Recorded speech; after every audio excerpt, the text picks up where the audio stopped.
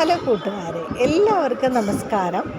ഇന്നത്തെ വീഡിയോ എന്ന് പറയുന്നത്, ഞാൻ പറഞ്ഞല്ലോ, മുട്ടുവേദന ഉള്ളവർക്ക് വളരെ പാടാണ് മുട്ടൊന്ന് വളയ്ക്കാനൊക്കെ. അപ്പോൾ ഇതുപോലെ ചെറിയ രീതിയിലൊന്ന് പൊക്കി കൊടുത്താൽ മതി കാല്. അല്ലാതെ ഒരുപാട് ഇപ്പം നമ്മുടെ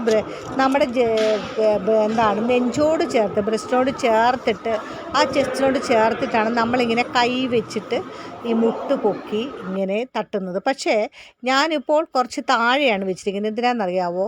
ശരിക്കും മുട്ടുവേദന ഉള്ളവർക്ക് ഞാൻ പറഞ്ഞതുപോലെ ചെസ്റ്റിൻ്റെ ഒപ്പം പൊക്കാൻ സാധിക്കില്ല. അപ്പോൾ നമ്മൾ പതുക്കെ പതുക്കെ സ്റ്റെപ്പ് എടുത്തതിന് ശേഷം നമുക്ക് കൂടുതൽ പൊക്കി അല്ലെങ്കിൽ കൂടുതൽ സ്റ്റെപ്പ് എടുക്കാം. അപ്പം ഞാനിതിപ്പോൾ ഒരു 10-20 പ്രാവശ്യം ചെയ്ത് കഴിഞ്ഞു. ഇപ്പം ഞാൻ ഇതിൻ്റെ ബോഡി ശരിക്കൊന്ന് അങ്ങോട്ട് വളച്ച് നമ്മുടെ ശരീരത്തിലെ ഞരമ്പുകളെല്ലാം ഒന്ന് വലിഞ്ഞ് മുറുകാൻ വേണ്ടിയിട്ട് ചെയ്തുകൊണ്ടിരിക്കുകയാണ്. അത് നോക്ക്, ഒരു 3 സ്റ്റെപ്പ് ആണ് ഞാൻ ചെയ്യുന്നത്. ഇപ്പം ഫ്രണ്ടോട്ടും ബാക്കോട്ടും ഞാൻ എടുത്തു കഴിഞ്ഞു. ഇപ്പം നിങ്ങളെ കാണിക്കാൻ വേണ്ടിയിട്ടാണ് ഇങ്ങനെ ചെയ്യുന്നത്. അപ്പോൾ ഇത് ഞാനൊരു 6 പ്രാവശ്യം എടുത്തു. അതിനുശേഷം എന്താണ്ടേ ഈ സ്റ്റെപ്പ്, ഇത് എന്നും ഏതെല്ലാം സ്റ്റെപ്പ് ചെയ്താലും ഞാൻ ഈ സ്റ്റെപ്പ് ഞാൻ എടുത്തിരിക്കും. കാരണം നമ്മുടെ ഫുൾ ബോഡിയുടെ എനർജിക്ക് ഇത് അത്യാവശ്യമാണ്. നമ്മുടെ ഫുൾ ബോഡിയിലെ ഞരമ്പുകളും വലിഞ്ഞ് മുറുകയും അതുപോലെ തന്നെ നമുക്ക് നല്ല ബ്ലഡ് സർക്കുലേഷൻ നടക്കുകയും ചെയ്യും. അപ്പോൾ കുറച്ച് നാളായിട്ട് എനിക്ക് തന്നെ തോന്നിയതാണ് ഇങ്ങനെ ഒന്ന് എക്സസൈസൊക്കെ തുടങ്ങണം. അപ്പോൾ തന്നെ നിങ്ങളോടും ഞാനിത് ഷെയർ ചെയ്യണം. ഇപ്പോൾ ഈ കാണിക്കുന്നത് എനിക്കെൻ്റെ അടിവയറ്റിൽ എനിക്ക് തന്നെ ഒരു ഡൗട്ട് തോന്നി. എന്തെങ്കിലും കുഴപ്പമുണ്ടോ, വയറ് വല്ലാതെ വീർത്തിരിക്കുന്നല്ലോ. അപ്പോൾ ഡോക്ടറെ കാണാമെന്ന് വെച്ചിട്ട് ഞാൻ വന്നു. നമ്മളൊന്ന് സ്കാൻ ചെയ്യാൻ പറഞ്ഞിരുന്നു. ഇപ്പോൾ സ്കാൻ ചെയ്തു.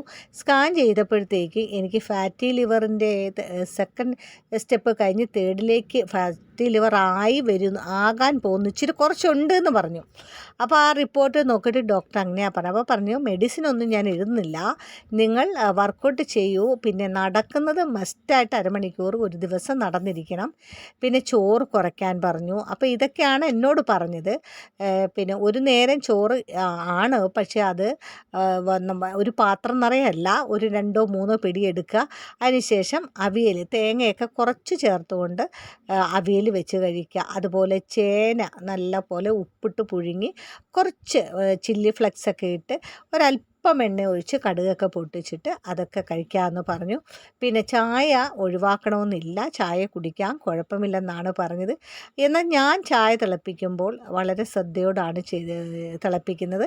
അത് എന്താണ് ചായയിൽ ഞാൻ ഇട്ട് തിളപ്പിക്കുന്നതെന്ന് ഞാൻ പറഞ്ഞു. എന്നിട്ടും എനിക്ക് ഫാറ്റി ലിവർ വന്നെങ്കിൽ നമുക്ക് എത്രമാത്രം ശ്രദ്ധ ഈ ജീവിതത്തിൽ ആവശ്യമാണ് എന്ന് മനസ്സിലാക്കുക. അപ്പോൾ ഇതേ രീതിയിൽ മുട്ട് ഒക്കെ ഒരുപാട് വളയ്ക്കാൻ വയ്യാത്തവർ അങ്ങനെയൊക്കെ ചെയ്യുക കേട്ടോ.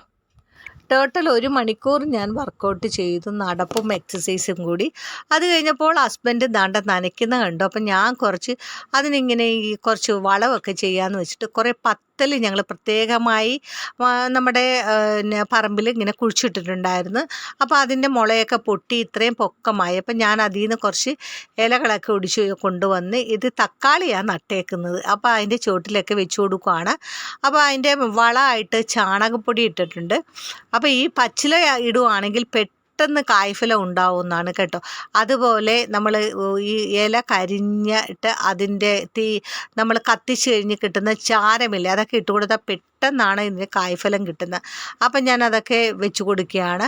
അപ്പോൾ ഹസ്ബൻഡ് അവിടെ ചെറുതായിട്ട് നനയ്ക്കുന്നുണ്ട്. അപ്പം ഞാൻ വീണ്ടും ഈ പച്ചില പറമ്പിൻ്റെ ഔട്ട് സൈഡിൽ കുറേ ഇങ്ങനെ ഇതിനായിട്ട് ഒരു വേലി പോലെ കെട്ടി വെച്ചിട്ടുണ്ട്. അതിൽ നിന്ന് ഞാനിങ്ങനെ ഒടിച്ചെടുക്കുക കേട്ടോ.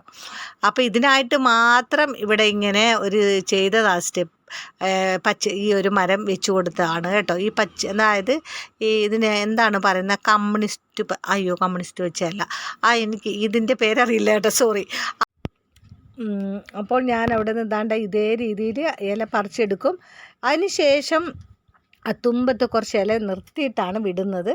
അതിനൊരു ഊർജ്ജമായിട്ട് നല്ല കനത്തിൽ വളരണമല്ലോ, അപ്പോഴേ വെട്ടിയെടുക്കാൻ പറ്റുള്ളൂ. അപ്പോൾ അതുകൊണ്ട് കുറച്ച് തുമ്പ് വെച്ചിട്ട് ബാക്കിയുള്ള ഇലകളൊക്കെ എടുത്ത്, ഇത് എൻ്റെ കുടംപുളിയാണ് കേട്ടോ, നിറയെ കായ്ച്ചിട്ടുണ്ട്. പക്ഷേ മഴ വരുന്നത് കൊണ്ട് വളരെ കരുതലോടെ ഇരിക്കണം.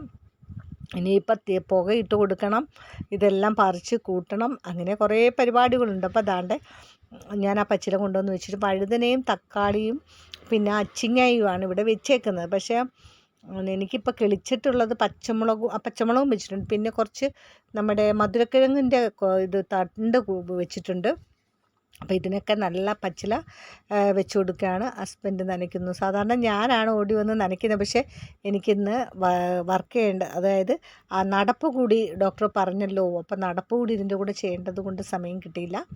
അപ്പോൾ ഇതൊക്കെയാണ് ഇന്നത്തെ വിശേഷം. ഈ വീഡിയോ നിങ്ങൾക്ക് ഇഷ്ടപ്പെട്ടെങ്കിൽ ലൈക്ക് ചെയ്യുകയും ആദ്യമായി കാണുന്നത് സബ്സ്ക്രൈബ് ചെയ്ത് എന്നെ മുന്നോട്ട് നിൽക്കുകയും ചെയ്യണം കേട്ടോ. അപ്പം ഞാൻ അങ്ങോട്ട് പോവുകയാണ്. ഇത് വളരെ വേഗം നിങ്ങളൊന്ന് ഷെയർ ചെയ്തോളൂ. ഒരു നെല്ലിക്ക, ഇന്നത്തെ ടിപ്സാണ്, ഒരു നെല്ലിക്ക